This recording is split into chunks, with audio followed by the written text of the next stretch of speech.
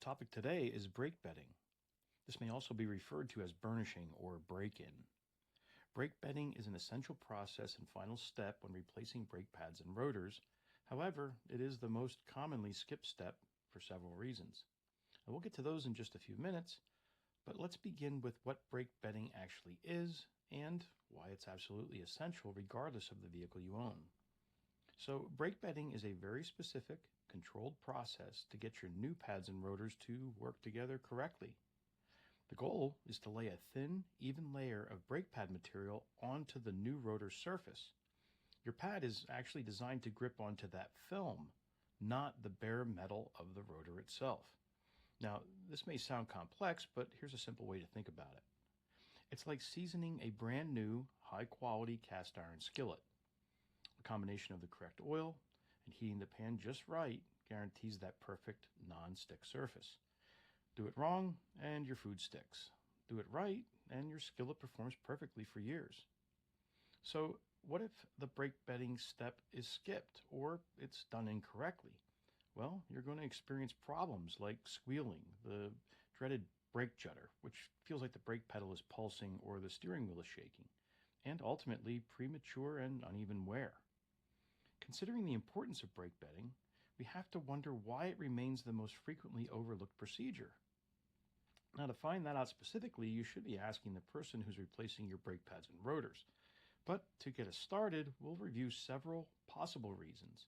But before we do that, here's a good opportunity to introduce some logic to our thinking and guard ourselves against committing the fallacy of affirming the consequent. That is, assuming improper brake bedding is the only reason your brakes might be squealing. Now, to show you what I mean, let's put this into formal logic terms.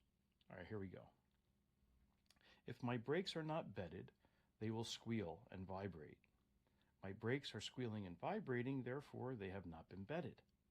Now, this is a logical fallacy because there are numerous reasons for squealing brakes or a brake judder, not just failure to bed the brakes.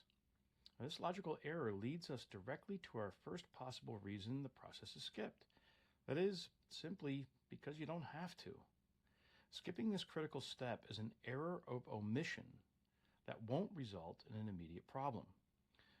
The symptoms, the squeal, the vibration, the uneven wear, often won't manifest for weeks, months, or sometimes even years, depending on driving conditions.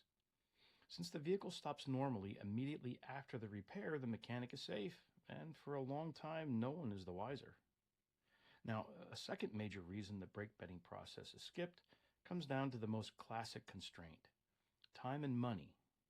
If done correctly, the bedding process itself takes 30 to 45 minutes of specific driving time, and that's not including the minimum 1 hour the brakes must sit to cool completely. Now, for some shops, especially those paying technicians with a flat rate system or offering production bonuses, this extra work cuts directly into both the technician's paycheck and the shop's profit margin. Now, a third reason is logistics. The brake bedding process is a very specific procedure requiring finesse and repeatability. Some shops are simply located in an area that is less than ideal to perform this procedure or perform it correctly. Now, while this reason certainly is valid, it does not at all excuse them, nor does it negate the effects caused by the failure to complete it. It just means that these shops are faced with an additional challenge that may require extra investment and additional steps. In short, if you don't have the means to do a job correctly, you really shouldn't be offering to do that job. So our fourth and final reason is simply technician ignorance, or rather the illusion of knowledge. This is the mechanic who has always done it a certain way and has convinced themselves that's the only way. Now, Mark Twain famously captured this danger, stating, "It's not what you don't know that gets you into trouble. It's what you know for sure that just ain't so." Now, this premise calls into question everything they believe to be true about brake repair.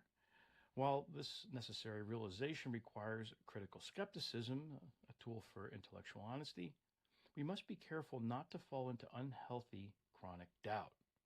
Look, we use logic and reason not for endless questioning, but for correct thinking, ensuring that we challenge assumptions whenever a contradiction in our understanding is present.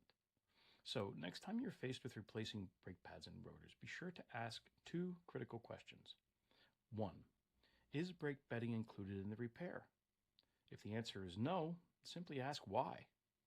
If the answer is yes, then ask the technician to define brake bedding, not just describe it.